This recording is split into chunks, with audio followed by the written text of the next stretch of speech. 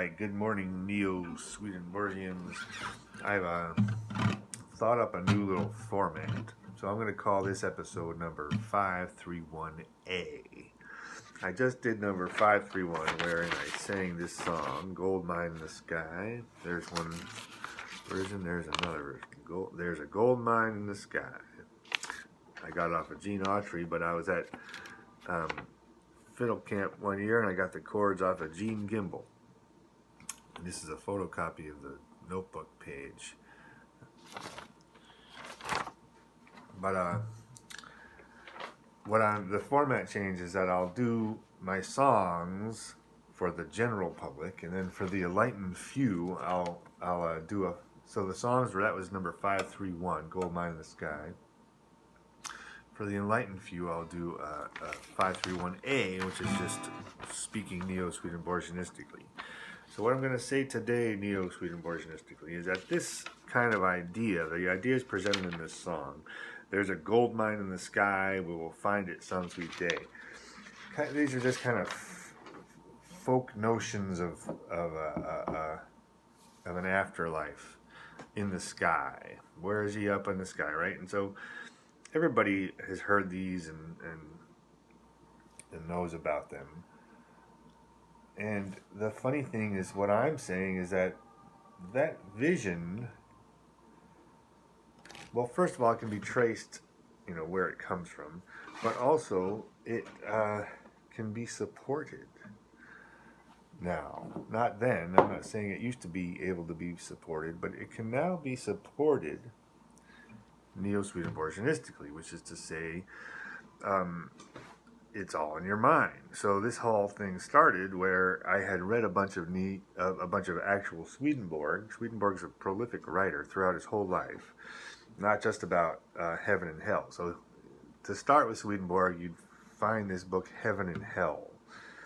It's a thick book, and it's fascinating reading. Whether you don't have to believe it, you don't have to agree with me on it.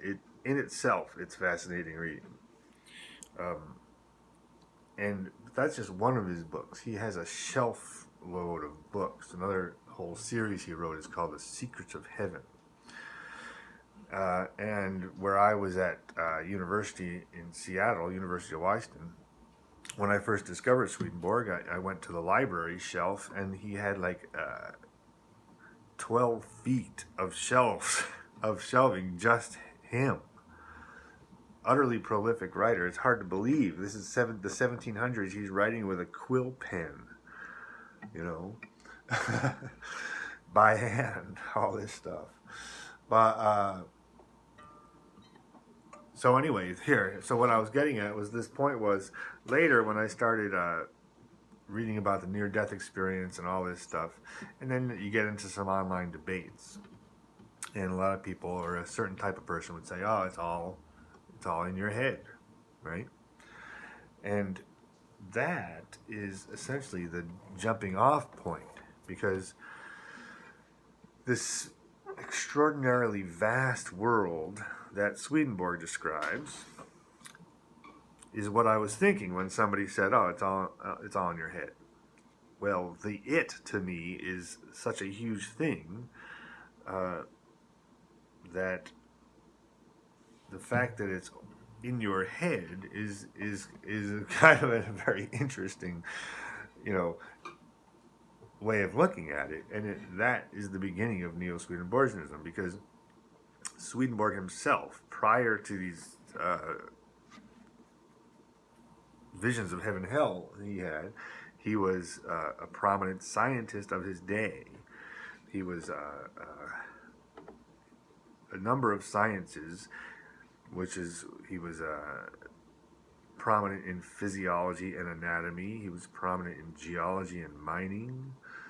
He's a very interesting person, even prior to all this heaven and hell stuff. But the fact that he was published in physiology and anatomy, and then you turn around and you say that all this heaven and hell stuff was in his head, well, that then turns it all into an extension of his physiological studies. Okay, so that's what we're saying is, well, if it's all in your head, if this extraordinarily vast and moving world is all in your head, well, then that categorizes it under physiology. And the gold mine in the sky is just where it seems to be.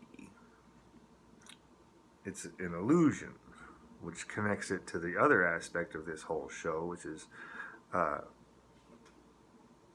organic illusions, magic that happens in nature. And so if you're going to say it's an illusion, and you say, well, where's the precedence? Where's the precedent for this illusion? And you discover that it's everywhere in nature, because nature is full of illusions. And when you find an illusion in nature, we call it something like camouflage, or we call it something like instinct. Like, for instance, the bird called the killdeer, which you find around cornfields in Iowa. Sometimes you come upon one and it appears to be injured, and it's limping around and can't walk right, and its wings all messed up, and you think, wow, what's happening? This bird is injured. I'm going to save it or help it or whatever. Go and eat it. If you're a weasel, you're going to go eat it, right? Well, it turns out that whole thing is an act. Though that little bird tricks its predator, because that bird is prey.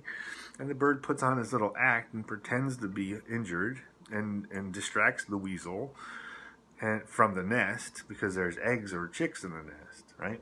And so this idea that it's an illusion is really right in the MO, the modus operandi of Mother Nature. So to say it's an illusion doesn't make it go away. It just turns it into something that you can study. Because also, when somebody says it's all in your head, and that makes it an illusion, because how is this vast world contained within this space? Well, I think of my own life living at the magic shop, and upstairs at the magic shop, in the back, or I should say the front upstairs, there was an entire library of books, my grandfather's magic library, famed magic library, of how illusions are done, right? There was a file cabinet full of patents on magic tricks and all these little secrets. And so all these books detail how these illusions are pulled off. And that was the magic library. And so this just becomes another magic trick that happens within the theater of the mind. And I guess that's enough for 531A. Thanks. See ya.